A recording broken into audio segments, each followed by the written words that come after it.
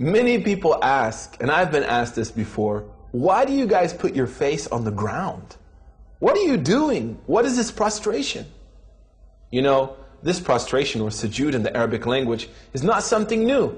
If you look, for example, in the Christian New Testament, the book of Matthew, chapter 26, verse 39, you'll find Jesus described there as prostrating and beseeching his Lord for his bounties. In the Old Testament, we find the great prophets, such as Abraham and Moses and David, peace be upon all of them, described as prostrating and beseeching their Lord. What this shows us is that Islam is not a new message. Islam is not the invention of Muhammad, peace be upon him, but Islam is the message of all of the prophets, and the prophecy of Muhammad is the culmination of that prophetic message. It represents the zenith of the prophetic message to humanity. Now, what I would like you to do is try to imagine a way that you would show your submission to God. What would you do? What act would you exhibit if you wanted to show your submission to God? Is there any greater act than the act of prostration? I challenge you to prostrate to your Creator.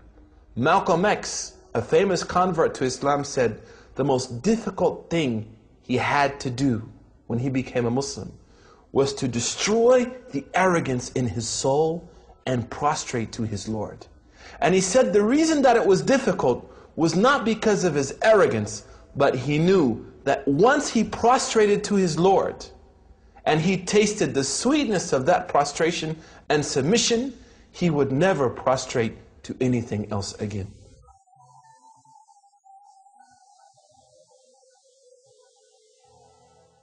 And he, Jesus, went a little further and fell on his face and prayed. The Bible, Matthew 26:39. Allahu Akbar, Allahu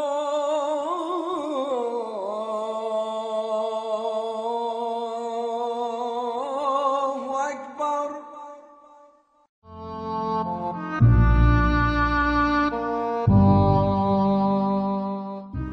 A Muslim is supposed to pay a financial obligation called zakah. All Muslims should spend 2.5% of their cash savings that were unused for a whole year on the poor, the needy, the homeless, and the orphans. In the early ages, zakah played a major role in freeing slaves. Muslims used it to buy slaves and free them on the spot. 5 to 10% of any agricultural income. 5% is the percentage applied on those who have irrigation systems.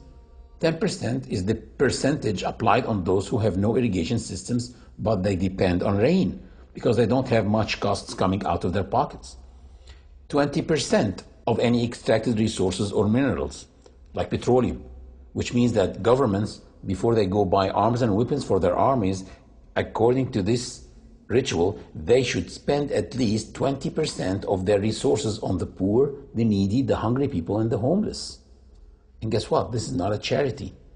Zakah is the right of the poor on the rich. Muslims do spend in charity, which what they spend in addition to the zakah. One of the traditions of Prophet Muhammad, peace be upon him, is spend with your right hand what your left hand doesn't know, which means without showing off. Do it with sincerity.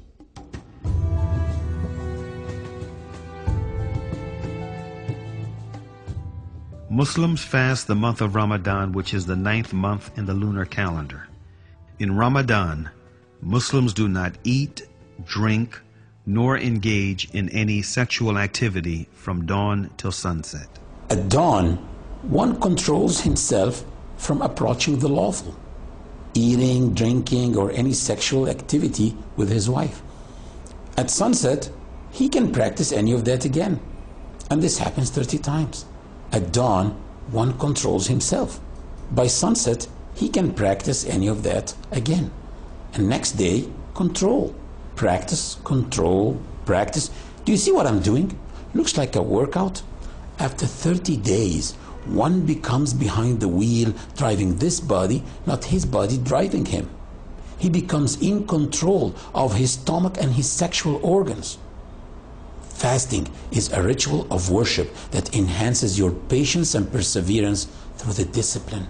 Allah said in the Quran about fasting, O you who believe, fasting has been prescribed on you as it was prescribed on those before you, that you might guard yourselves.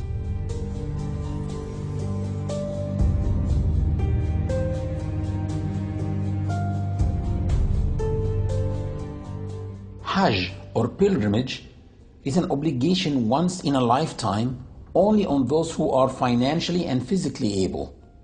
It shows the universality of this religion. Last year, I did pilgrimage with 2.5 million Muslims. We were all moving together from one place to the other, eating together, worshiping together, praying together, and wearing the same simple clothes together.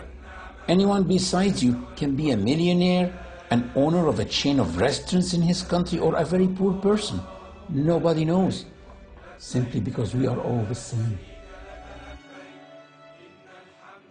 Hajj has changed the lives of so many people, like Malcolm X, who struggled for the rights of blacks in the United States and suffered from discrimination and racism, which in turn led him to have a negative perception of white people.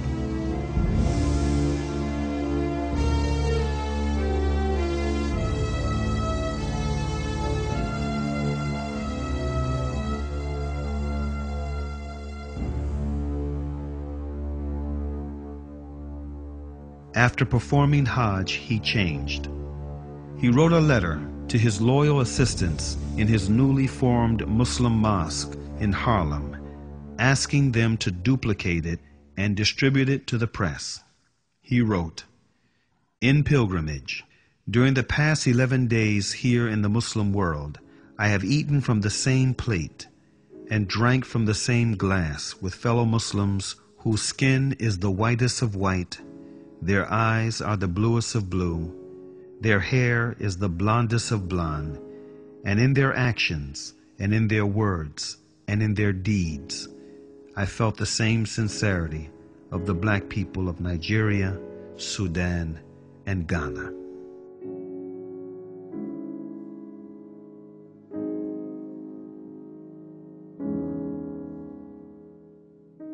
Peace, justice, and security can be attained only when man knows the purpose of his creation. That purpose is to turn to one's Creator, to turn to the one and only God, Allah.